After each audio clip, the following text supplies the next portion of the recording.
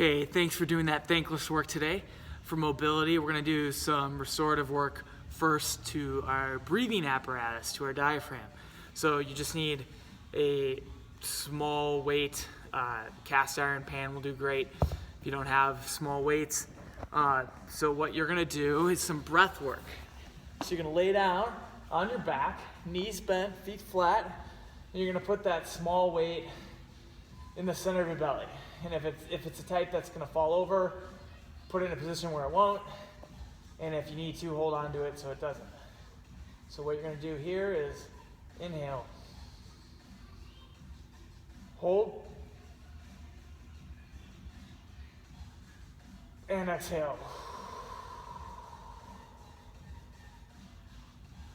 So inhale for 4,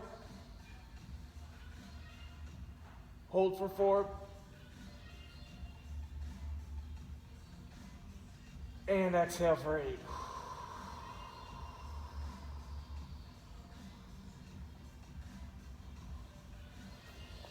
Two things you'll likely find.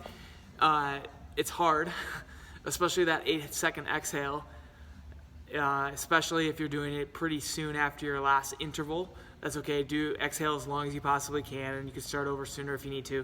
The second thing is you might notice that there's a pulse going into your weight. That's your abdominal aorta. That's normal, you're not gonna die. It's probably just really strong right now because of that interval work. So this is a good down regulation tool. So I want you to do 10 of those breaths. Again, 4-4-8, 4-second inhale, 4-second hold, 8-second exhale. After that, time for smashy smash. So we're gonna do some shin smashing whether you ran or not, just because this is an often neglected area. So you're gonna take a lacrosse ball or foam roller and you're gonna put it pasty whites, so not directly on the shin, but slightly to the outside, okay? So you're gonna get on there, and you're just gonna roll up and down, exploring and find a real tender spot, and then you're gonna start to do some foot pumps. So can't really see, sorry. So find a really tender spot, do some foot pumps, see if you can even tolerate putting the other leg over the top, getting some bone saw action and going side to side like that. Be good times. So give me 2 minutes of that on each side. And then ball's gonna go in the high hip flexor, upper quad region. So this one you're used to, I'm just naming it high hip flexor today because I want you to go extra high up there.